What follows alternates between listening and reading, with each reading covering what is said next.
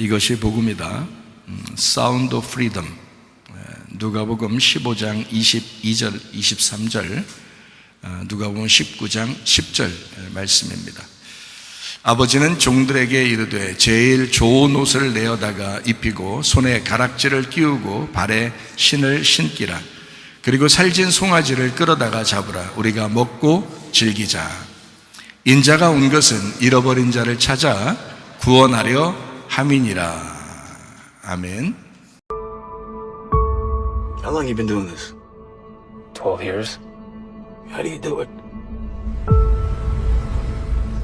It is the fastest growing international crime network that the world has ever seen. It has already passed the illegal arms trade, and soon it's going to pass the drug trade. Señor Timoteo, tú rescatas niños, ¿verdad?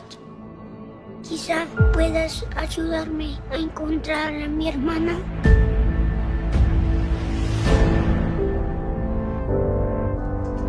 Imagine walking into a room right now, seeing an empty bed. What would we do?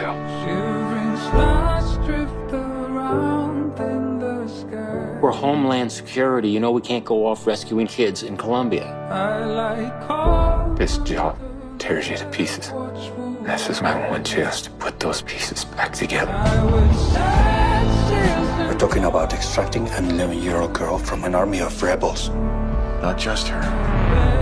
I'm talking about rescuing hundreds of kids. She could be a block down the road, or she could be in Moscow, Bangkok, LA. Over 2 million children a year are being sucked into the deepest recesses of hell. If we do nothing, someday it's gonna reach the likes of you.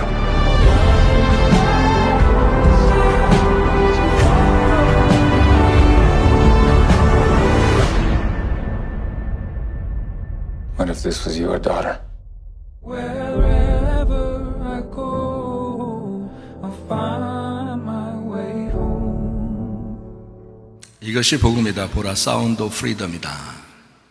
누가복음 15장 22절 23절, 누가복음 19장 10절 말씀입니다. 아버지는 종들에게 이르되 제일 좋은 옷을 내어다가 입히고 손에 가락지를 끼우고 발에 신을 신기라.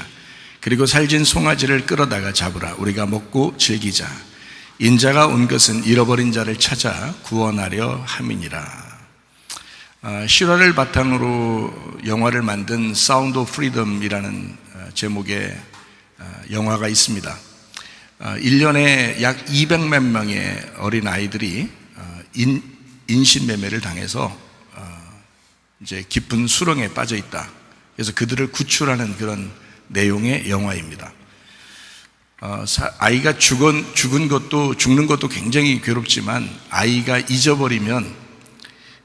잊어버리면요, 이건 부모 입장에서는 이건 살아가기 힘든 그런 거죠. 근데 그것이 몇백만이 계속해서 아이를 잊어버리고 있고요.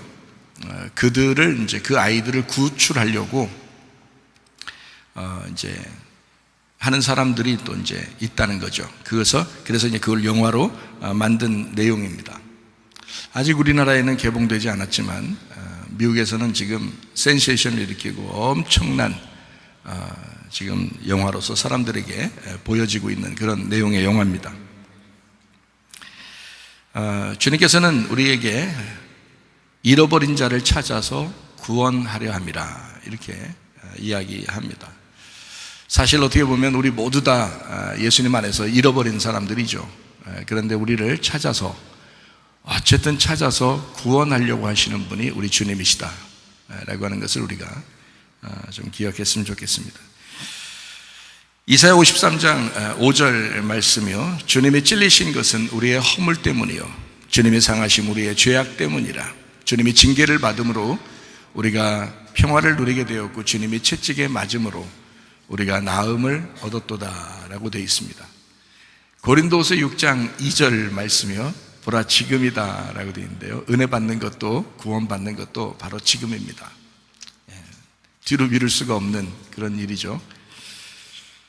예수님은 성령으로 잉태하셨습니다. 6월절 어린 양 예수님께서 이 땅에 오시고 그리고 침례를 받으심으로 우리의 모든 죄가 다 그에게 넘어갔고, 그리고 광야에서 3가지 시험을 이기심으로써 육신의 정욕, 안목의 정욕, 이생의 자랑, 먹음직 보암직 탐스럽게 하는 선악과의 모든 죄를 예수님이 광야에서 끝내셨습니다.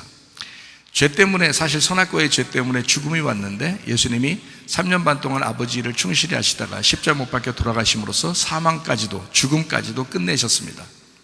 그래서 우리는 더 이상 시험에 들 이유도 없고, 그리고 죽을 이유도 없는 거죠.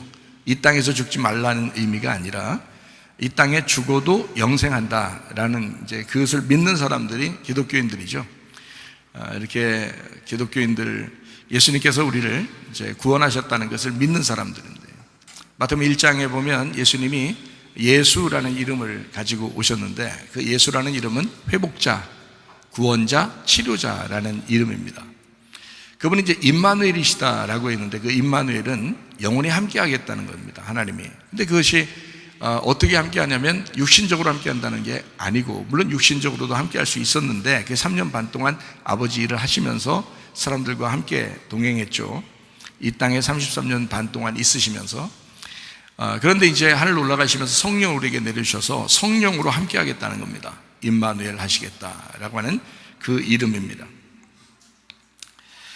그래서 우리는 물과 성령으로 거듭나야 된다라고 요한복음 3장에 말하고 있고요. 그래서 우리 거듭나야 된다라는 말은 다시 태어나야 된다는 말인데, 땅에서 태어난 사람이 하늘로서 다시 태어나야 된다, 이거를 거듭남이라고 합니다. 여러분과 제가 이 땅에 여기 예배드리러 온 것은 땅에서 다시 태어나고자 온 것이 아니고 하늘의 생명으로 다시 태어나고자 예배를 드리는 것입니다.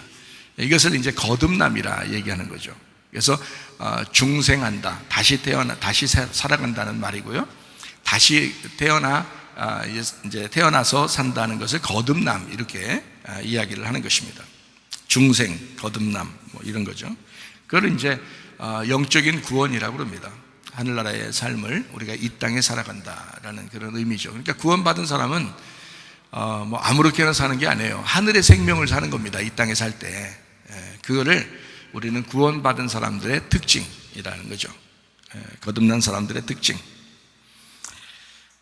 사도행전 4장 12절의 말씀에 보면 다른 이로서는 구원받을 만한 이름을 주신 적이 없다. 예수 이름 외에는 구원받을 만한 이름을 주신 적이 없다라고 되어 있고요.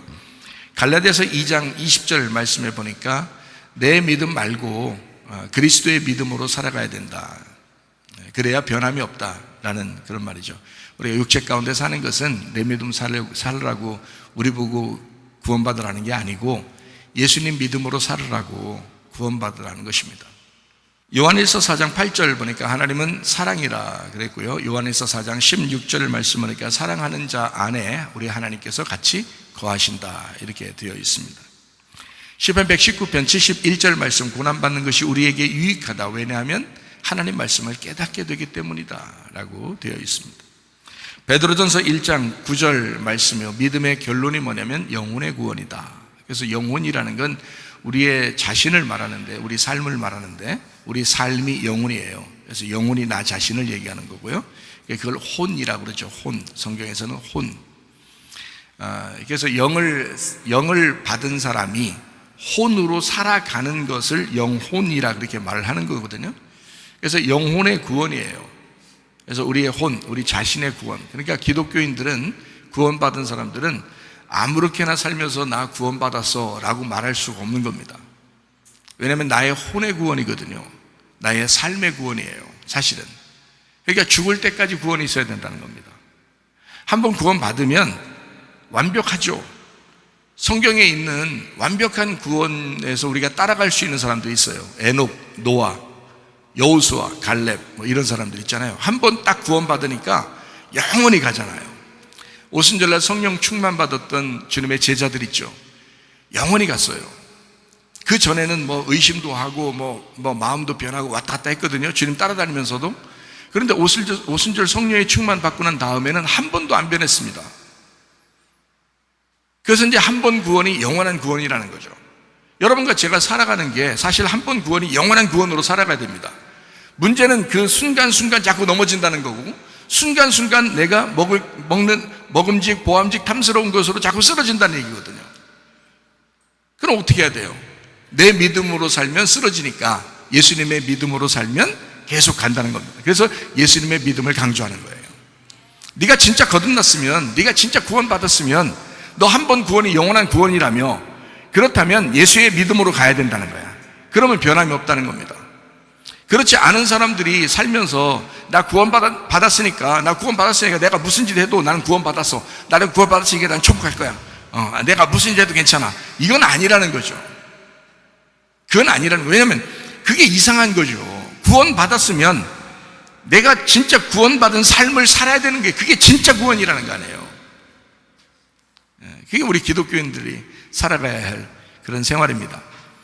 물론 구원은 한 번 구원이 영원한 구원이에요. 그게 성경적입니다. 그렇게 살라고 했잖아요. 애굽에서 6월절 어린 양의 피로 구원받았으면 이스라엘 백성 모두가 구원받았어요. 근데 그것을 가슴 깊이 새기고 가나안 땅까지 들어갈 때까지 계속 그 마음으로 살았던 사람이 여호수아 갈렙이라는 겁니다. 아주 적은 숫자잖아요. 광야에서 다 멸망받았고 여호수아 갈렙만 들어갔으니 아주 좁은 문이라고요. 좁은 길이라고요. 근데 그 길을 가자고 우리가 계속 예배 드리는 거 아닙니까? 날마다 말씀을 듣는 거잖아요. 왜냐하면 그 길 가자고 하는 거예요. 그 좁은 길을 가자고, 그 좁은 문을 가자고 하는 거거든요.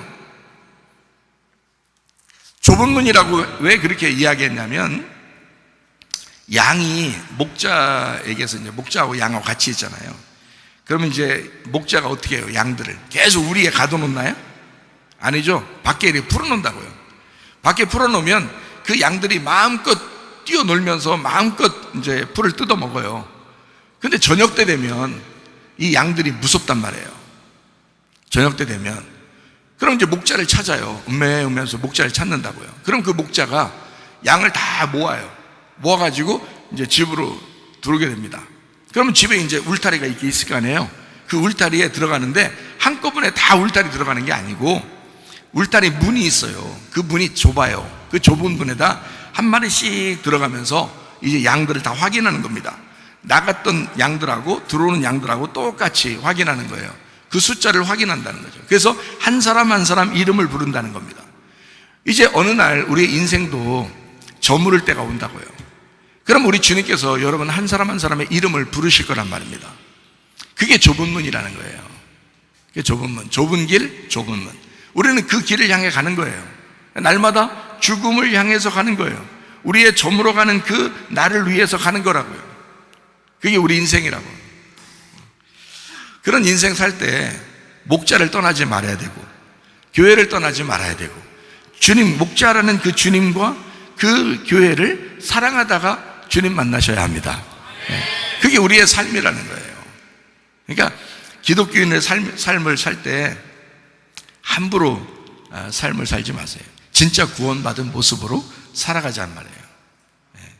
거듭난 사람의 삶, 그게 진짜 중요한 거다. 그런 모습으로 살아야 된다, 그런 얘기입니다. 그래서 이 좁은 문을 성경적으로 보면 성막이 있고요, 성전이 있습니다. 그러면 뜰, 성소, 지성소 이렇게 되어 있거든요. 뜰은 넓은 문이에요. 뜰로 나가는 건 넓은 문이고요, 그 다음에 성소로 들어갑니다. 그 다음에 지성소로 들어가는 건 딱 굳게 닫혀 있습니다. 이것은 1년에 한 차례씩만 대제사장만 들어가서 죄를 속하기 위해 들어가는 겁니다. 그게 지성소의 문이에요. 그러니까 좁은 문이죠. 우리의 죄가 용서되는 문, 이게 좁은 문이라고요. 그러니까 성경적인 좁은 문, 우리의 죄가 용서되는 문, 그리고 예수의 십자가를 끌어안고 들어가는 문. 그러니까 어려운 거예요. 그러니까 좁은 문이라 하는 거예요. 좁은 길이라 하는 거예요. 그 길을 따라가자고 우리가 모인 겁니다. 이거 넓은 길 가자고 모인 거 아니에요. 넓은 문으로 돌아가자고 모인 거 아닙니다. 자꾸 애굽으로 돌아가자고 모인 거 아니에요. 가나안 땅까지 다 가야 된다. 그때까지 힘들지만 우리가 그 여정을 전진해 나가면서 가야 된다. 그것을 양이라고 합니다. 자, 모두 다 승리하셔야 되겠죠. 믿음의 결론이 영혼의 구원이기 때문에 그렇습니다. 이것은 하루아침에 끝나는 것이 아니에요. 영혼의 구원은 계속 그 믿음을 확인하는 거예요. 이게 가나안 땅까지 들어갈 때까지, 지성소에 들어갈 때까지, 그 법궤를 만날 때까지 계속 확인해 들어가는 거예요. 그것이 믿음의 결론이라는 겁니다. 빌립보 4장 6, 7절 말씀입니다. 아무것도 염려하지 마라. 다만 모든 일에 기도와 간구로 너희 구할 것을 감사함으로 하나님 앞에 하라. 그리하면 모든 지각에 뛰어난 하나님의 평강이 그리스도 예수 안에서 너희 마음과 생각을 지켜줄 것이다. 예, 이거 우리가 스스로 마음 지키는 거 아닙니다. 여러분, 마음에 불안하고 이러면요, 기도 응답이 아니에요. 기도를 했으면 마음에 평안함이 와야 돼요. 기도하고 마음에 평안함이 오면 응답 받겠구나 이렇게 생각하면 딱 맞아요. 예, 하나님은 우리에게 평안을 주시기를 원하십니다. 평안을 주시기를. 막 불안하고 뭔가 안 될 것 같은데 뭐 이러면 안 돼요. 예, 응답이 안 된다고. 근데 기도했는데 주님 앞에 다 아랬어. 그래, 내가 주님을 믿으니까. 그러니까 다 아랬어. 진짜 아랬으면 딱 넘겨버리라고요. 그리고 마음에 평안이 오는지 보시라고. 마음에 평강이 오면 응답이 옵니다. 다 이루어져요. 어려운 문제들도 갑자기 술술 풀리는 경우가 생긴단 말이에요. 마음에 평안이 있는지 그걸 한번 점검해 보시라. 로마서 8장 28절 말씀입니다. 우리가 알거니와 하나님을 사랑하는 자 곧 그의 뜻대로 부르심을 입은 자들에게는 모든 것이 합력하여 선을 이루느니라 그랬습니다. 모든 것이 앞에서 선한 하나님을 이루시길 바랍니다. 자, 누가복음 15장 22절 23절 말씀이요.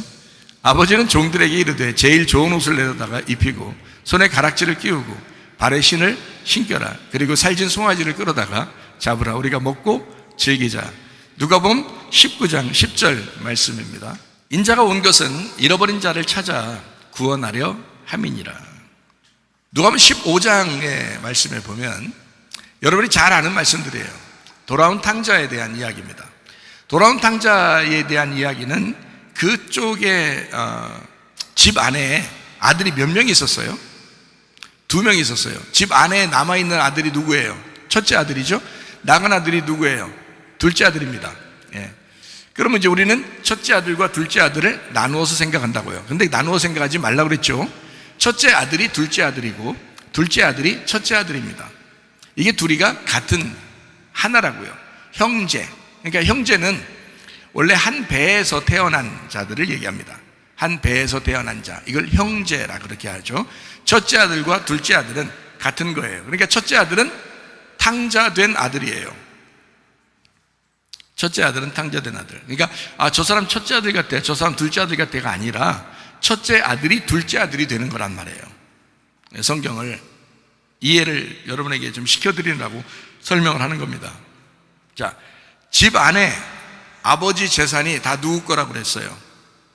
첫째 아들 거라고 그랬어요. 첫째 아들 거. 근데 둘째 아들이 어떻게 해요? 첫째 아들 거는, 이제 첫째 아들은 아버지 것이 다 자기 거예요. 근데 둘째 아들이 어떻게 해요? 나누어다가 자기 것 좀 미리 달라고 해서 좀 나가겠다는 거예요. 얼마큼 가지고 나갔을까요? 아버지 재산이 얼마 있는데 얼마나 가지고 나갔을까요? 성경적으로 보면 절반 가지고 나갔습니다. 성경적으로 보면. 그러니까 두 아들이니까 아버지 재산이 이 아들 거잖아요. 이게 하나라고, 이게 하나.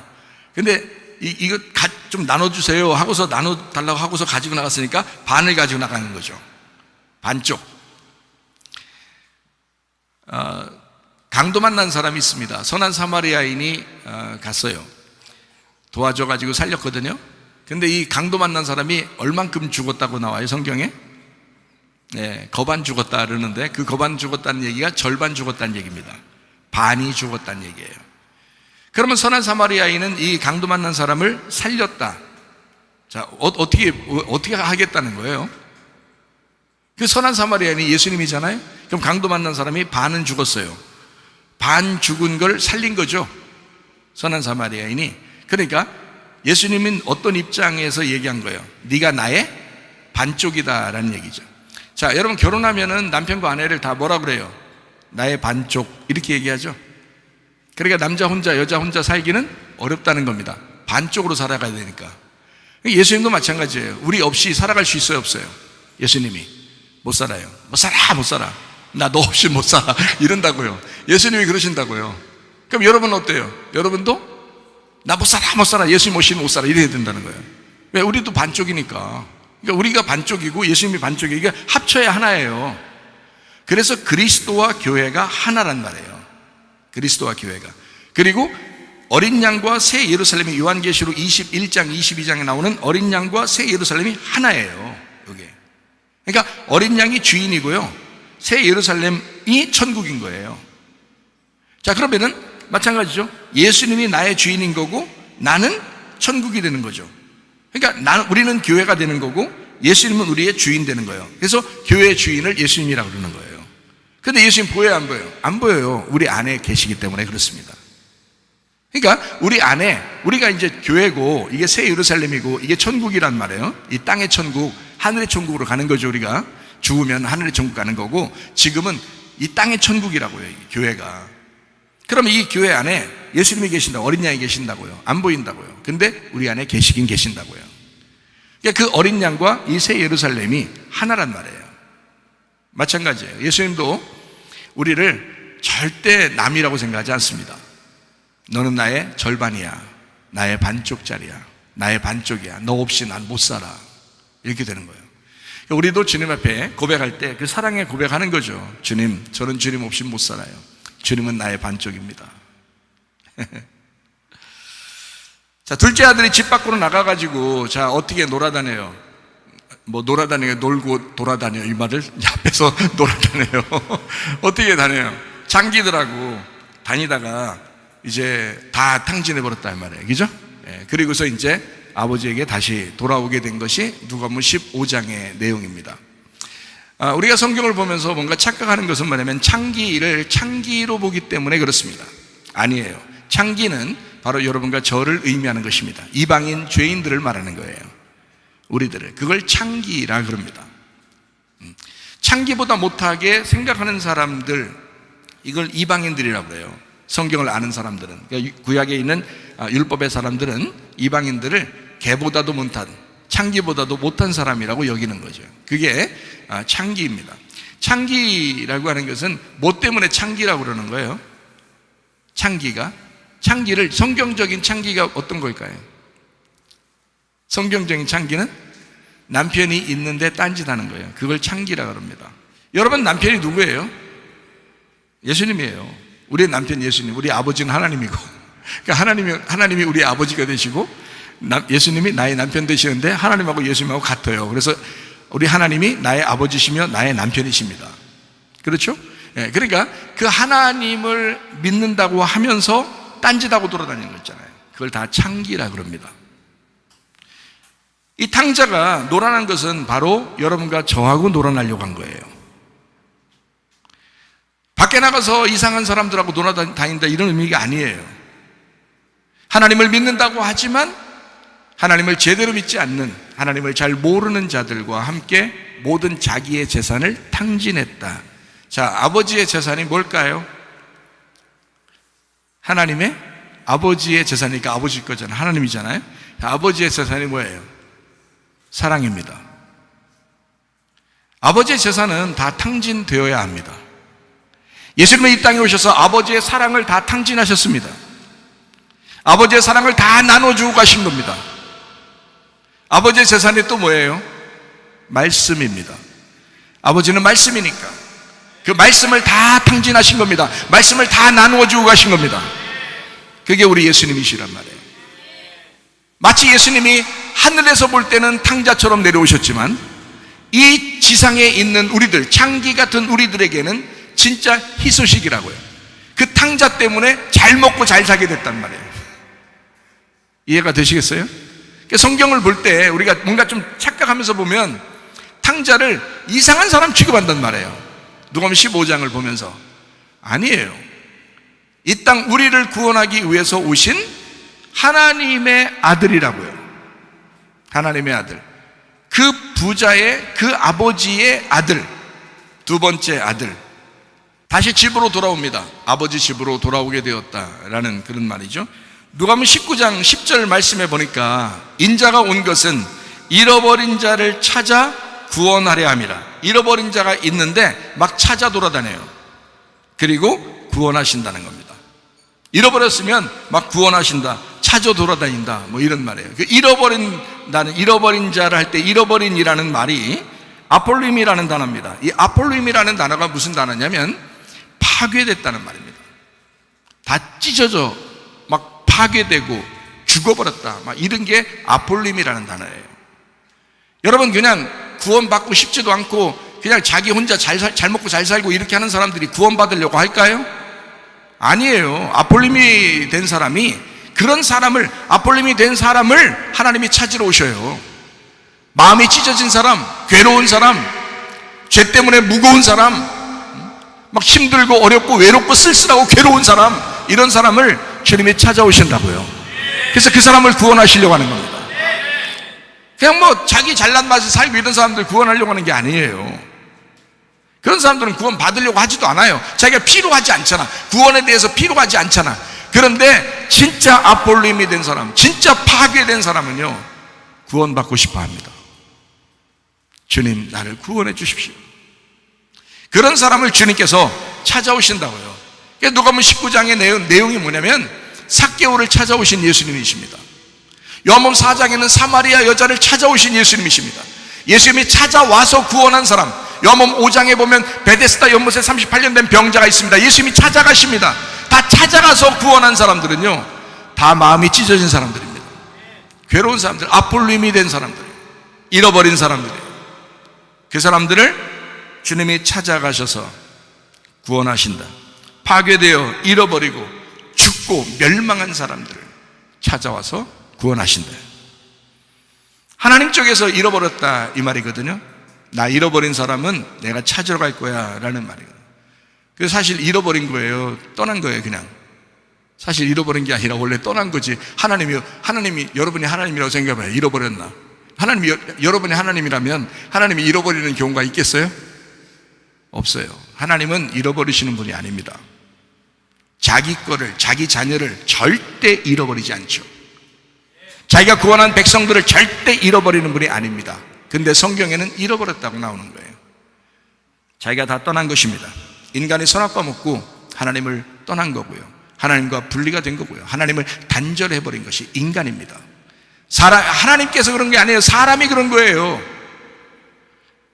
인간 스스로가 결정해서 선악과도 먹고 하나님을 떠나고 하나님의 약속을 버린 것입니다. 그게 창세기 3장에 나와 있는 내용이에요. 선한 목자가 요한복음 10장에 나오는데 그 선한 목자 되신 분이 우리 예수님이신데요. 선한 목자가 양들을 다 잘 알아요. 다 제갓길로 가는 그 양들을 잘 알아요. 근데 진짜 양은 목자의 음성을 듣습니다. 누가복음 15장에 보면 잃어버린 양을 찾는다라고 되어 있고요. 잘 생각해 봐요. 마찬가지로 사실은 잃어버린 양이 아니라 떠난 양이에요. 근데 하나님 쪽에서는 찾는 목적이 있다는 거예요. 왜냐하면 자기가 잃어버렸기 때문에 찾겠다는 거예요. 그러면 말이 틀리잖아요. 자, 우리는 떠났는데 하나님은 우리 보고 나는 너희들을 잃어버린 거야, 이렇게 하는 거예요. 그러니까 하나님 쪽에서 찾겠어요? 우리가 찾겠어요? 우리 쪽에서 찾는 게 아니라고요. 하나님 쪽에서 우리를 찾으신다고요. 여러분 여기 앉아있는데 하나님이 말씀하시는 거예요. 설교 말씀을 통해서 여러분을 찾는 것입니다. 하나님이 찾는 거예요. 거기에 반응하는 사람들이 구원받는 것입니다. 거기에 반응하는 사람들이. 많은 사람들이 반응하지 않아요. 주님의 생각이 그렇다는 겁니다. 잘 생각해봐요. 우리는 주님을 떠나는데, 날마다 주님을 떠나고 있는데, 주님은 날마다 자기가 잃어버렸다고 자기가 찾겠다는 겁니다. 뭘로 찾겠어요? 말씀이신 하나님이 말씀으로 찾는 거죠. 그러니까 날마다 말씀하시는 겁니다. 너희들은 내가 만든 나의 자녀들이다. 그러니까 너희가 잘못됐어도 내 잘못으로 여기고 끝까지 너를 찾아 나설 거야. 너는 내 자녀니까. 이게 주님의 마음입니다. 저는 그 마음을 구원받고 알았어요. 은혜 받고 알았어요. 네, 그전엔 잘 몰랐어요. 그런데 그 마음이 막 오는데, 물밀듯이 찾아오는데 세상에 하나님 마음을 이해할 수 있겠던 거예요. 너무너무 좋은 거예요. 하나님이 진짜 사랑해요. 내가 사랑하는 것보다 훨씬 더 사랑하는구나. 이거를 깨닫게 된 거예요. 하나님은 사랑이에요. 그 사랑을 깨달은 거예요. 너무너무 감사한 거예요. 그래서 여러분에게도 여러분 하나님은 사랑이에요. 하나님의 사랑을 받으시기 바랍니다 라고 계속 얘기하는 거예요. 하나님 사랑이라고. 사랑의 하나님. 여러분 혼낼 때도 있겠죠. 사랑하기 때문에 혼내는 겁니다. 그런 마음이 진짜로 저는 느껴져 온다고요. 저도 많이 혼났어요. 하나님에게 많이 혼났어요. 저 많이 힘들게 살았어요. 그런데 하나님을 만나보니까 모든 것을 다 회복시키시더라고요. 하나님이요. 너무 감사하더라고요. 잃어버린 자녀를 찾는 아버지를 만나봤는데요. 잃어버린 자녀를 찾을 때 거의 아버지가 미쳐 있더라고요. 그 사람 보니까 하루도 빠짐없이 그 애기 사진을 들고서요. 얼마 된 애가 10년 넘었대요. 근데 그거를 애 사진을 가지고 찾고 있어요. 그 아버지가 거의 정신이 없어요. 그리고 집에 잘 안 들어가는 것 같아요. 밖에서 자고 이러는 것 같아요. 전국을 다녔다 그러니까 자기가 그때부터 직장이고 뭐고 없어요. 그냥 계속 그 아이만 찾아 돌아다녀요. 참. 근데 그렇게 잃어버리는 아이들이 굉장히 많대요. 우리나라에도 전 세계적으로 보면 굉장히 많답니다. 그 어떻게 살아요? 막 잃어버리는 자녀들 있으면 여러분 어떻게 살아요? 힘들잖아요. 자녀가 살아 돌아오기만 한다면 무슨 잘못을 하고 살았어도 자기는 다 용서할 마음이 있대요. 그게 부모 마음이니까. 그리고 어떤 삶을 살아도 상관없다고 합니다. 일단 살았으면 좋겠다. 자녀와 함께 밥 한 그릇 먹는 게 자기의 평생의 소원이랍니다. 그게 부모 마음이에요. 그래서 부모님들이 나이가 많이 먹어도 자녀들한테 그러는가 봐요. 전화 오면 밥 먹었냐? 집에 왔다가 가면 밥 잘 먹고 다녀라. 그러는 것 같아요. 밥 먹는 게 소원인 거예요. 자녀를 잃어버려 본 그 아버지의 마음은 어떻겠냐 이 말이에요. 자기 자식하고 밥 한 번 먹는 게 그렇게 소원이라고. 자녀가 아예 죽었으면 가슴에 묻고 끝나지만 잃어버리면 자기 평생 자기 인생이 없어지는 겁니다. 그게 부모의 마음이에요. 저도 아들과 딸이 있는데 어릴 때 잃어버릴 뻔했습니다. 아주 끝까지 찾아 돌아다닐 뻔했습니다. 저도 여기 있어서 너무너무 감사한 거예요. 정말 행복해요. 그날 얼마나 가슴이 철렁했는지 세상에 나 못 살 뻔했어요. 저 같은 성격도 못 살아요, 진짜. 저도 은근히 예민하거든요. 못 살아요, 저. 그렇게 하면. 다행히 몇 시간 안 돼서 찾았습니다. 왜냐하면은 우리 교회 학생 청년들이 꽤 있거든요. 막 풀어놨고요. 동네 전체를 풀어놨더니 한 30분인가 만에 찾아왔어요. 그래서 얼마나 감사했는지 몰라요. 어릴 때인데 아이들이. 그때 생각하면은 막 아찔합니다. 그래서 아이들 잃어버린 그 부모의 마음이 어떤지를 저는 알아요. 여러분 그 자녀들이 다 컸으면요 아마 좀 이 말 들을 때 상당히 안심될 거예요. 그런데 자녀가 아직 어린 아이들 있잖아요. 그럼 자녀들 다 커가지고 우리는 다 이제 컸으니까 됐다. 아니에요. 손주들 있잖아. 손주들 있잖아. 끝까지 이게 마음이 항상 조마조마한 거예요. 우리 인생이 다 그런 것 같아. 자녀들 있으면 바람 잘 날 없다고 그러잖아요. 그죠? 가지 많은 나무에 바람 잘 날이 없다. 자녀들 그리고 손주들까지 있잖아요. 계속해서 이게 부모들은 마음이 안심을 할 수가 없어요. 그러니까 하나님 앞에 기도하시면서 사시기 바랍니다. 제가 그래서 한번 잃어버릴 뻔해가지고 우리 자녀들 다닐 때 시장 갈 때나 또는 역전에 갈 때나 중국에서 공부할 때나 또 할 때 어릴 때 개 목줄 이렇게 해가지고 제 손하고 우리 자녀들 손 묶어가지고 다녔어요. 놓치면 큰일 나니까 딱딱 당겨보는 겁니다. 사람이 많으니까 막 다닐 때 탁탁 당겨봐요. 딱 끌려오는 게 있어요. 이렇게 당겨봐요. 그러면 있구나, 아직 있구나. 그냥 막 가는 겁니다. 짐보따리 막 들고 가니까 짐보따리 들고 이제 가다가 딱딱 다시 끌어봐요. 이게 딱딱 끌어오면 이제 있어요. 그럼 이제 다시 가는 거예요. 사람이 워낙 많으니까 중국 같은 데는 역전에 그냥 막 엄청 사람들 엄청 많아요. 한번 딱 손 놓치면 그냥 사망이요. 최소한 사망이요. 얼마나 힘들겠어요. 그게 노이로제 걸려서 그래요. 노이로제 걸리니까 강아지 목줄을 사가지고 양쪽에다 묶어가지고 자녀들 손에다 다 묶어놓고요. 이게 다닌 다음에 목에다 묶진 않았어요. 손에다 같이 묶고 이렇게 다녔어요, 같이. 자, 그러니까 어쨌든 잃어버리지 않는 게 훨씬 좋습니다. 자녀 키운다는 게 쉬운 일은 아니에요. 그래서 저는 부모들, 잃어버린 자녀들이 있는 그 부모들 마음을 제가 충분히 이해합니다. 얼마나 안타까울까. 이런 마음을 갖게 됩니다. 이게 바로 주님의 심정이에요. 주님 심정. 여러분이 아시는지 모르겠어요. 자녀들을 아마 잃어버려보지 않은 사람들은 잘 모를 수도 있어요.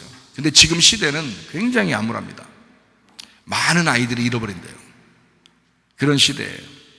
어쨌든 진짜도 안 잃어버려야 되지만 주님 심정을 한번 생각해 보라고요. 그 잃어버린 자녀를 생각하는 그 주님의 마음. 주님 우리를 잃어버렸다고 주장합니다. 그래서 자꾸 찾아야 되겠다고 하는 겁니다. 성경에서 찾는다, 제테오라는 이 찾는다라는 단어가 예배라는 단어거든요. 우리는 어떻게 보면 우리가 예배한다라고 하지만 사실 하나님은 우리를 예배하고 싶어 하셔요. 우리는 하나님을 예배하러 모였는데 하나님은 우리를 예배하겠다는 거예요. 그만큼 우리를 찾는다는 거예요. 그게 찾는다는 단어예요. 제테오라는 단어인데요. 이게 하나님이 우리를 찾으신다, 우리를 예배한다라는 말이에요. 우리도 하나님을 찾는다, 우리가 하나님을 예배한다 이렇게 되거든요. 근데 하나님은 우리를 찾으신다. 잃어버린 쪽에서 찾는 거니까 잃어버린 쪽이 어디겠어요? 주님 쪽이에요. 주님 쪽에서 우리를 잃어버렸다고 하니까 우리를 찾아오는 거예요. 그게 예배예요. 그러니까 예배에 여러분을 초청하는 겁니다. 주님이. 그게 찾는 거예요, 여러분을. 여러분을 계속 찾으시는 거예요. 여러분을 제태화하는 거라고요. 아폴림이 누가복음 19장 10절 말씀이요, 인자가 온 것은 잃어버린 자를 찾아 구원하려 함이라. 구원이라는 말이 구원한다, 보호한다, 온전하게 만든다. 자, 잃어버린 사람, 자, 파괴되고 멸망하고 죽어버린 그 사람들을 주님께서 찾아 경배하기 위하여 찾는다는 겁니다. 예배하기 위하여 찾는다는 거예요, 자기가. 그리고 그들을 구원하겠다는 거예요. 회복시키겠다는 거예요. 그들을 온전하게 만들겠다는 거예요. 이게 소조입니다. 구원한다. 우리에게 죄는 더 이상 존재하지 않습니다. 왜냐하면 주님이 우리를 찾으시니까. 죄라고 하는 것을 더 이상 존재하지 않아요. 죄라고 하는 단어가 성경에 요한복음 16장 9절 나오거든요. 요한복음 16장 9절. 죄라는 말이 나오는데, 죄에 대하여는 그들이 나를 믿지 아니하며, 이게 죄예요. 자, 여러분이 어떤 죄를 지었어도 그 죄가 죄가 아니라고요. 사실은 뭐가 죄예요? 그걸 용서하신 아버지 하나님을 모르는 게 죄라고요. 그걸 용서하신 예수님을 모르는 게 죄라고요. 예수님을 믿지 않는 거, 그 죄, 그거 하나밖에 없어요. 죄라고 하는 것은 유일하게 한 가지입니다. 너희가 나를 믿지 않는 게 죄야. 너희들 무슨 죄가 있어? 그것 때문에 죄인이라고 하는 게 아니고 네가 나를 안 믿는 게 죄야. 주님은 계속 찾아오는데 내가 돌아오지 않는 거, 그걸 죄라 그러는 겁니다. 예수님은 계속 찾아요. 예배로 찾아요. 말씀으로 찾아요. 계속 잃어버린 자를 찾고 있습니다. 그런데 돌아오지 않는 거예요. 그걸 죄라고 그러는 것입니다. 너희가 나를 모르는 거, 그게 죄야. 죄라고 하는 거는 단절된 걸 얘기하는 거예요. 분리된 걸 얘기하는 거예요. 하나님 아버지의 마음을 모르는 거예요. 그게 죄예요. 제가 그걸 분명히 응답으로 받은 사람이에요. 저는 내가 모든 죄에 있는 거를 막 다 고백하려고 했어요. 하나님 앞에. 하나님, 나 이런 죄 졌고 이런 죄 졌고 내가 진짜 이렇게는 도저히 못 살겠어요. 내가 한번 다 죄를 용서받고 하나님 앞에 용서받고 내가 오늘부터 깨끗하게 살게요. 내가 이렇게 하고서 기도한 사람이에요. 제가 기도를 얼마나 했는지, 하나님 앞에 울면서 기도했는지, 내가 그 죄를 생각하니까 막 내 자신이 막 창피스럽고 수치스럽고 부끄럽고 막 죄스럽고 괴롭고 그래가지고 하나님 앞에 막 기도하면서 이렇게 고백하면서 너무 울었거든요. 막 울고 막 난리 났었는데, 주님이 이제 이 우는 게 듣기 싫었는지 아니면 불쌍했는지 주님이 저에게 딱 응답을 주셨어요. 야, 네가 이렇게 죄진 거, 그렇게 죄진 걸 죄라고 하는 게 아니야. 네가 나를 몰랐기 때문에 그런 거야. 네가 나를 몰라서 그런 거야. 네가 나를 알면 죄가 없다는 것을 알게 될 거야. 그걸 막 하나님이 응답을 주셨는데 제가 그날 얼마나 놀랬나 몰라요. 그런 거였구나. 내가 주님을 몰랐구나. 주님 좀 알려주세요. 그때부터는 기도가 바뀌죠. 그렇게 바뀌죠. 내 모든 죄를 생각나는 대로 생각도 안 나는 것도 생각나게 하면서 내가 기도했는데 그게 아니었더라. 죄는 하나님을 모르는 게 죄였더라. 하나님 마음을 모르는 게 죄였더라. 주님은 나를 그렇게 찾으시고 그렇게 기다리고 계셨구나라는 것을 알게 되었습니다. 그래서 여러분과 저는 회개하셔야 합니다. 회개한다고 하는 것은 메타노에오라는 단어인데요. 헬라어로 메타노에오라는 단어인데 이게 뭐냐면 마음 중심으로 깨달아 뉘우치는 걸 말합니다. 마음 중심으로 깨달아 뉘우쳐. 그러면 더 이상 죄 짓고 싶은 마음이 없어져요. 진짜 회개하면요. 사람들이 가짜 회개를 많이 해요. 그냥 뭐 예수 믿으면 내가 구원 받았지 뭐 그러면서 자기 마음대로 살아요. 그런 사람이 너무 많아. 교회 다니는 사람들 중에서도 그런 사람이 많아요. 예수님과의 어떤 의리를 지키지 않아요. 그런 사람이 많아요. 그런데 진짜 진짜 회개하고 구원받은 사람은요, 자기 마음 중심으로 깨달아 뉘우치는 사람입니다. 그러면 더 이상 죄 짓고 싶은 마음이 없는 거예요. 진짜 회개한다 이 말이야. 마음 깊이 생각을 바꾸고 주님과 교회에 돌아오면 됩니다. 그러면 회개하는 것입니다. 죽었다가 살아온, 잃어버렸다가 찾은 탕자가 있었습니다.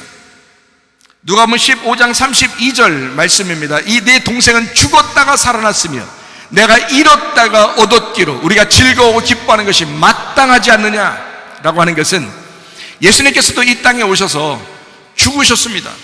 잃어버리셨습니다. 그렇게 멸망당하셨습니다. 그리고서 아버지 하나님께 갔어요. 이해가 되시겠어요? 우리는 마치 돌아온 탕자 그러면 무조건 탕자 그러면 죄 지은 놈, 죄인 뭐 이렇게만 생각한단 말이에요. 아니고 예수님이라고요. 예수님을 이야기하려고 했던 거라고요. 창기 같은 우리들하고 같이 놀기 위해서 오신, 우리를 용서하시고 자기가 친구라고, 나는 너희들의 친구야 라고 그렇게 알려주러 오신 분, 하나님 아버지의 재산을 가지고, 하나님 아버지의 마음을 가지고, 하나님 아버지의 말씀을 가지고, 하나님 아버지의 사랑을 가지고 오신 분, 그분이 바로 예수님이시라고요. 더 이상 탕자가 죄인, 이런 죄인 같은 놈, 이게 아니라고요. 예수님이라고. 우리를 찾아오신 예수님. 이런 주님이 아버지 하나님 앞에 돌아올 때 의인, 의롭다, 그리고 하나님 아버지는 기뻐하셨다라는 말입니다. 돌아온 아들의 두 번째 이야기입니다. 누가복음 15장 30절 말씀이에요. 아버지의 살림을 창녀들과 함께 삼켜버린 이 아들이 돌아오매 이를 위하여 살찐 송아지를 잡으셨나이다.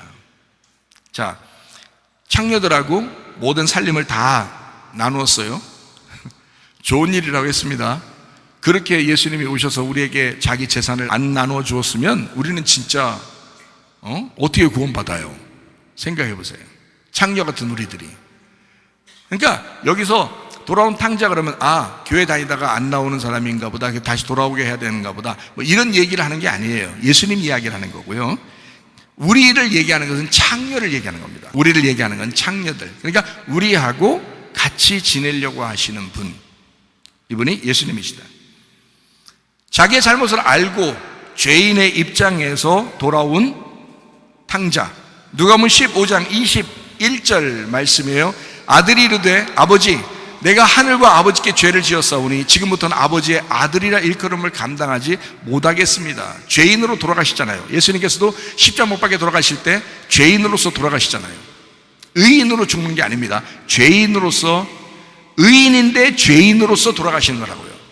의인인데, 원래 의인인데 죄인으로서 죄를 뒤집어 쓰고 돌아가시는 거라고요. 그게 누가복음 15장 19절 말씀입니다. 지금부터는 아버지의 아들의 일컬음을 감당하지 못하겠습니다. 나를 품꾼의 하나로 보소서. 자기를 이제 종처럼 여겨달라고 그렇게 돌아온 것입니다.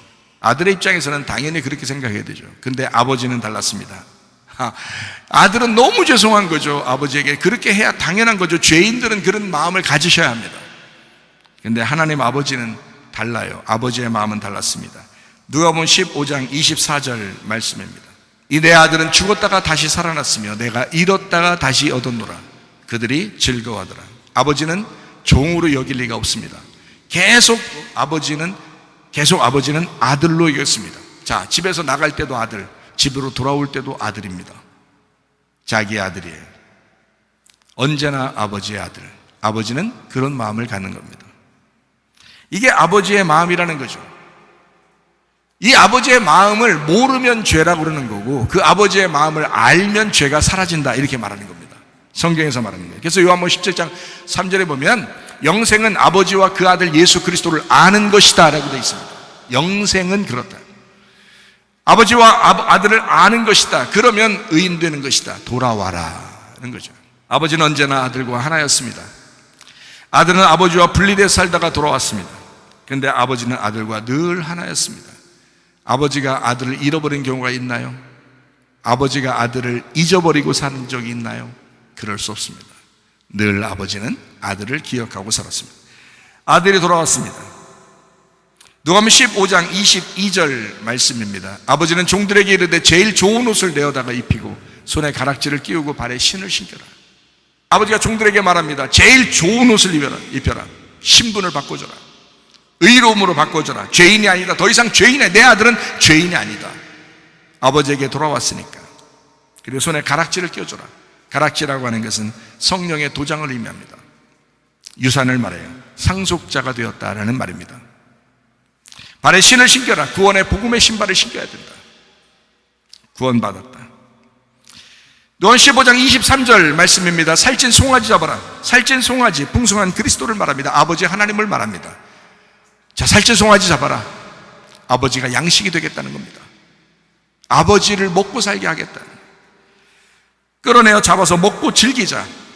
먹고 즐기는 때가 언제예요? 어린 양의 혼인잔치입니다. 여러분과 제가 어린 양의 혼인잔치에 참여하게 되면 우리는 계속 먹고 살 겁니다. 먹고 즐기고 씹고 뜯고 맛보고 즐기고 그렇게 아마 살게 될 거예요. 내가 하늘나라, 성경이 이제 하늘나라에 대한 모습을 이렇게 보니까요, 먹는 것만 있더라고요. 하늘나라 보면 성경에 있는 하늘나라는 먹는 것만 있더라고요.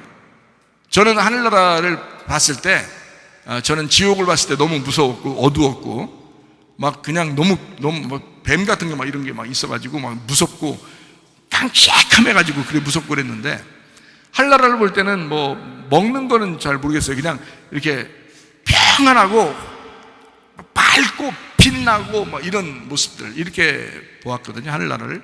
근데 성경에 보니까요, 물론 밝겠죠. 밝고 빛나고 뭐 이런 곳이죠, 천국이. 근데 먹는 거더라고요. 계속 먹더라고요. 생명나무 열매를 계속 먹는다는 거예요. 확실히 먹는 게 중요한 거가 이런 생각이 들어요. 같이 먹는 사람들을 식구라 그러죠. 식구. 같이 먹는다. 밥 같이 먹는다. 식구라 그러는데 먹는 게 그렇게 중요해요. 하나님도 먹는 걸 그렇게 좋아하시는 것 같아요. 하늘나라 올라오면 같이 먹고 즐기자는 거예요. 같이 먹고 즐기자. 야, 너희들이 이 땅에 살면서 죄인으로 살았잖아. 이제 하나님 아버지를 알고 천국에 돌아오게 되잖아. 돌아온 탕자가 되잖아. 같이 먹고 즐기자는 거예요. 뭐를 먹고 즐기자는 거예요? 살찐 송아지 잡아. 아버지를 먹고 즐기자. 예수 그리스도를 먹고 즐기자. 그게 생명나무 열매예요. 생명나무가 누군 줄 알았어요? 생명나무 뭔 줄 알았어요? 생명나무가 예수님이에요. 예수님을 날마다 먹는 곳, 하나님의 말씀을 날마다 먹는 곳, 그게 천국이에요.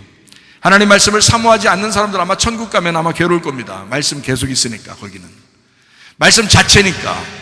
근데 이 땅에서도 말씀을 사모하는 자들, 그 주님을 사랑하고 어린 양의 혼인잔치에 들어가고자 하는 사람들은 아마 천국에 올라가면 너무 행복할 거예요. 그 말씀이 천국이었으니까.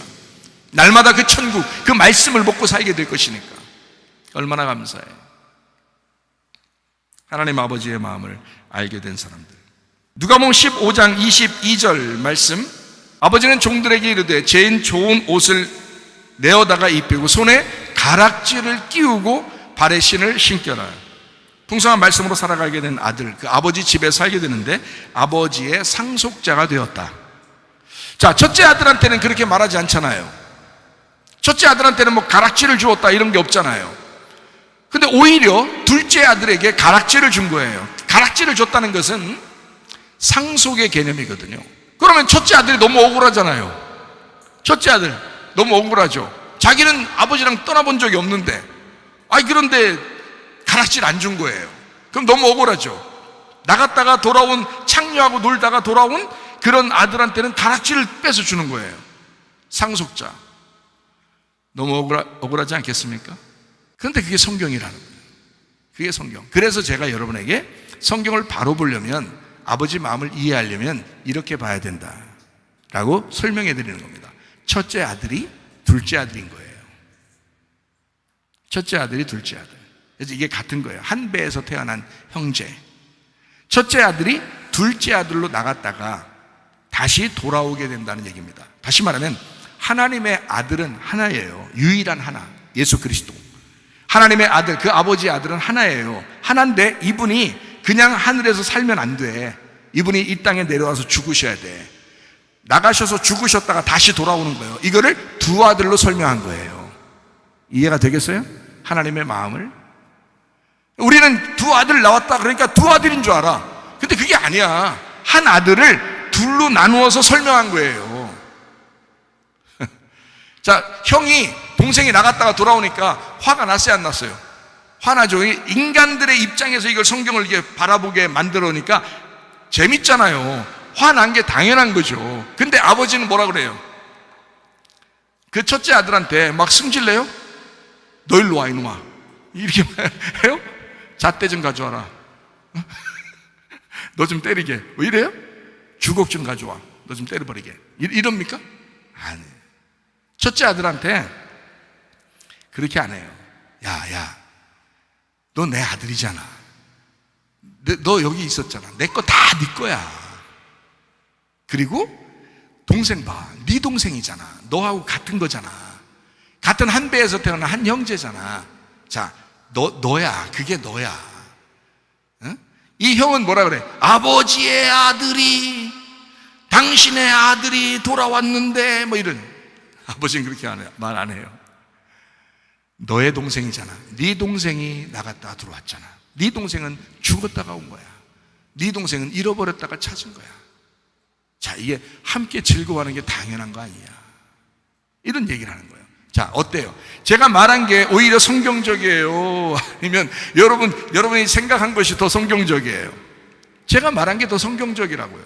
틀림없는 사실이에요. 주님께서도 저에게 지혜를 주시고 있으니까, 깨달은 거니까.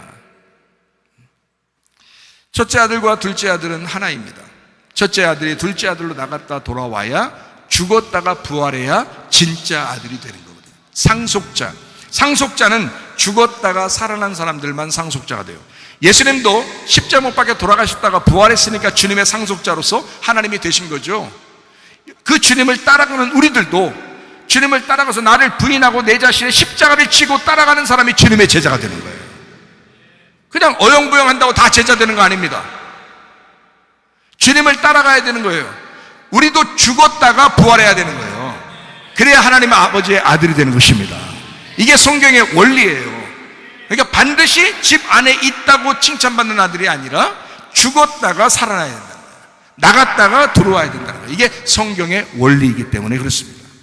자, 여기서 일단락 끝났습니다. 그래서 반전이 하나 일어나요. 아들이 반지 끼고 행복하게 돌아다닙니다.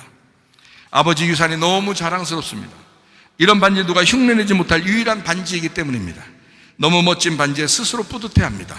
끼고 다니기도 아까워서 조심스러워서 어떨 때는 집에다가 잘 보관해 놓기도 합니다. 아버지 집에 있는 같은 친구들과 함께 어느 날 모처럼 놀러 갔습니다. 한참을 놀다가 손이 더러워서 손 씻으러 들어갔는데 이 반지 때문에 걸리적거리니까 반지를 잠깐 옆에다 놓고 손을 깨끗하게 씻고 이제 나왔습니다. 10초나 되었을까 손가락이 약간 허전합니다. 아차, 큰일 났다. 다시 화장실로 막 부랴부랴 달려갑니다. 반지가 안 보입니다. 앞이 깜깜합니다. 하늘이 노랗습니다. 더 이상 놀 재미도 없습니다. 곧바로 뛰어나와 사람들을 막 찾아다닙니다. 혹시 반지를 낀 사람이 있는가? 관리사무소도 찾아갑니다. 사람들에게 이야기해 봅니다. 아무도 아는 사람이 없습니다. 가슴이 두근두근거리고 걱정되고 밥맛도 없습니다. 그날부터 밥맛 없어 살은 쪽쪽 말라갑니다. 괴롭습니다. 아버지가 어떤 마음으로 상속반지를 주었는지 자기가 잘 알기 때문입니다. 모든 방법을 동원해서 반지 찾기 시작합니다. 중고 거래장터, 인터넷, 공원 근처에 있는 금은보석 가게 연락 다 해봅니다. 아버지 유산을 꼭 찾고 싶다고, 혹시 발견하게 되면 자기가 다시 사겠다고 그렇게까지 주문했습니다. 이야기를 듣는 모든 사람이 안타까워합니다. 누가 가르쳐주지도 않았는데 서로 위로하고 서로 한마음이 됩니다. 꼭 찾았으면 좋겠어요. 그때만큼은 서로가 하나가 되었습니다. 아버지가 물어보기 전에 다시 찾게 되거나 다시 사게 되면 감쪽 같을 것 같았습니다. 하루하루 사는 게 지옥입니다. 밥맛도 없고 잠도 잘 안 옵니다. 아버지를 보게 되면 이상하게 주눅들고 아버지하고 말하고 싶지도 않고 피하고만 싶습니다. 저쪽에서 오면 눈만 마주치려고 해도 딱 돌아서서 멀리 돌아옵니다. 그냥저냥 시간이 지나가니까 시간이 약이 돼서 점점 잊어져 갈 때 아버지에게 문자가 옵니다. 너 요즘 반지 안 끼고 다니던데 그 반지 아주 중요한 반지다. 계속 끼고 있어야 되는 거야. 갑자기 가슴이 철렁 내려앉습니다. 큰일 났다. 혹시 아버지가 알고 있는 건 아닐까? 이미 알고 얘기하시는 건 아닐까? 가끔 그런 투시 은사가 있는 것 같던데. 그 이후로 몇 차례 아버지에게 질문을 받습니다. 반지 잘 있지? 왜 안 끼고 다니는 거야? 사실대로 얘기해 볼까? 아버지가 실망하면 어떻게 하지? 그래도 아버지인데 용서해 주진 않을까? 혼나서라도 용서해 주면 차라리 기분 더 좋을 것 같긴 한데 용기가 나질 않습니다. 온갖 생각이 들어옵니다.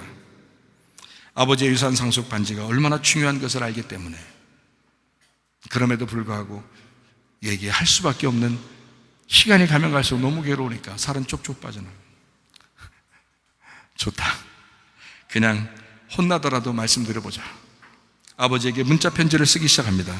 아버지, 사실은 그 반지 드디어 문자 편지를 보냈습니다. 침묵이 흐릅니다. 몇 분이 아마 며칠 같았습니다. 답장이 안 옵니다. 아버지에게 조금 시간이 지나면서 답장이 옵니다. 문자 편지를 보기 두렵습니다. 동네 한 바퀴 돌아서 봐야 되겠다. 숨이 가빠서 도저히 문자 편지 읽을 수가 없습니다. 동네를 돌면서 숨을 몰아쉬고 문자 편지를 드디어 열었습니다. 가슴이 두근두근 또 뛰기 시작합니다. 내 생각에 아버지가 어떤 마음일까를 짐작하기 때문입니다. 다시 말하면 내 마음도 문제지만 아버지가 어떤 마음으로 이 반지를 주었으며 또 이 반지를 잃어버렸다고 했을 때 아버지가 어떤 마음이실까라고 하는 아버지 생각을 하니까 더 괴로운 겁니다. 아버지가 더 걱정스럽습니다. 답장의 핵심은 이런 내용입니다. 이런저런 내용 쓰다가 답장의 핵심이 이런 겁니다. 너는 반지보다 비교할 수 없을 만큼 아빠에게 귀한 존재다.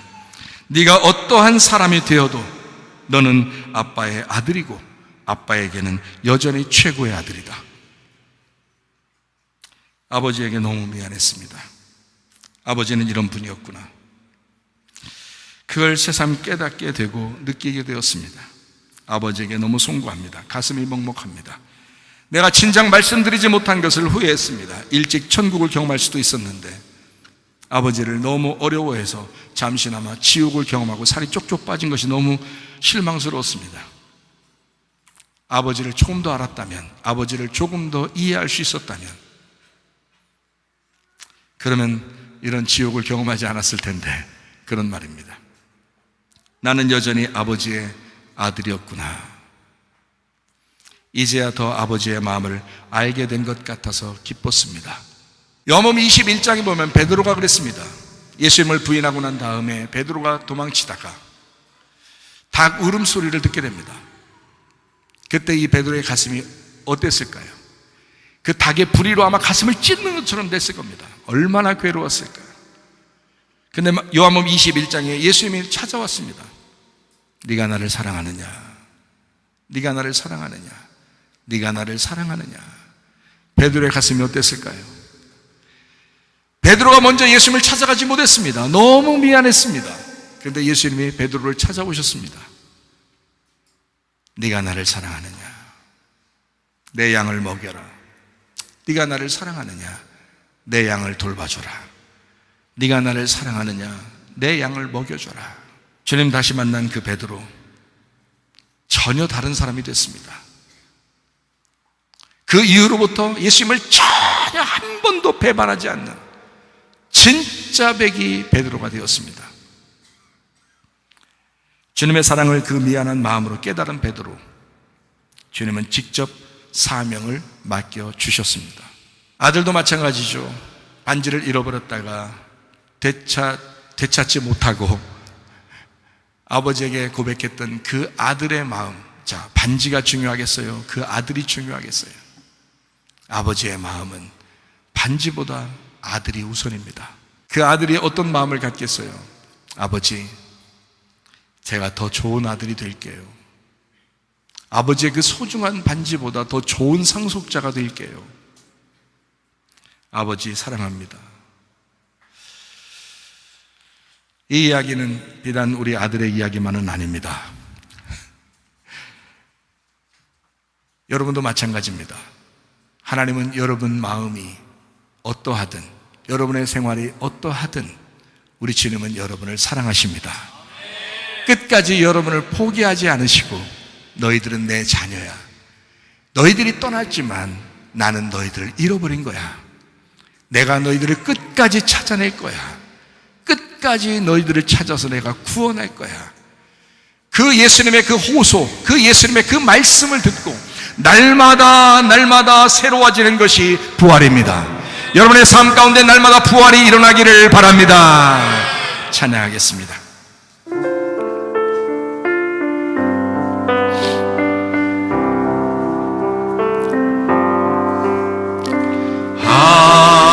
하나님은 사랑이에요.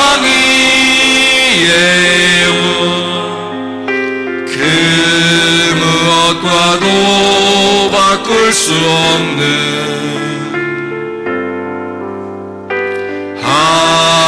하나님은 사랑이에요. 크고 비밀한 사랑.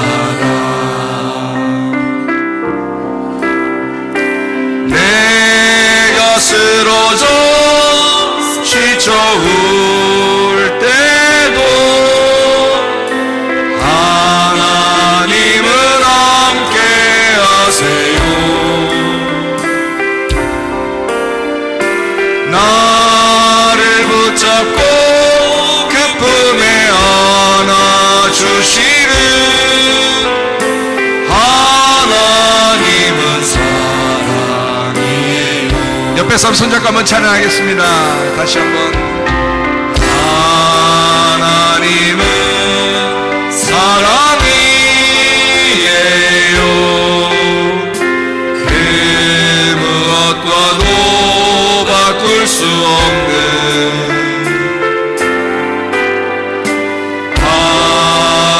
하나님은 사랑이에요. 크고 비밀한 사랑. 내가 쓰러져 지쳐올 때도 하나님은 함께 하세요. 나를 붙잡고 그 품에 안아주시는 하나님은 사랑이에요. 우리 한번 기도하겠습니다. 하나님 앞에 기도합니다. 주님이 저를 사랑하시고 주님이 저를 찾아와 주시고 주님이 저를 찾아서 구원하시는 하나님이심을 믿습니다. 주님 뜻대로 살다가 주님 만나게 하옵소서. 주님 절대로 잃어버리지 않게 하옵소서. 기도합니다. 우리 하나님 아버지의 사랑과 은혜에 감사를 드립니다. 하나님 아버지, 주의 뜻대로 살다가 주님 만나게 도와주시옵소서. 하나님, 우리를 사랑하시는 하나님이심을 믿습니다. 우리 하나님 아버지 도와주시고 하나님 인도하심을 믿습니다. 아버지 하나님, 주님은 사랑이십니다. 우리를 찾아와서 구원하시기를 원하시는 우리 주님, 늘 우리를 사랑하시며 한 번도 변함없이 우리를 사랑하신 우리 주님이심을 믿습니다. 우리 하나님 아버지요, 우리를 찾아와 주셔서 구원하신 우리 주님을 잃어버리지 아니하고 주님과 동행하다가 주님 만나게 하옵소서. 주옵소서. 다 같이 찬양합니다. 내가 쓰러져 지쳐올 때도 하나님은 함께 하세요. 나를 붙잡고 그 품에 안아주시네. 하나님은 사랑이에요. 주님께서 너를 복주시고 너를 지키시기를 원하며, 주님께서 그분의 얼굴을 내게로 향하여서 내게 은혜 베푸시기를 원하고, 주님께서 그분의 얼굴을 내게로 향하여서 내게 평강 주시기를 원하노라. 이제는 우리 주 예수 그리스도의 은혜와 하나님의 사랑과 성령의 교통하심이 교회와 가정에 영원토록 함께할지어다. 아멘. 주여가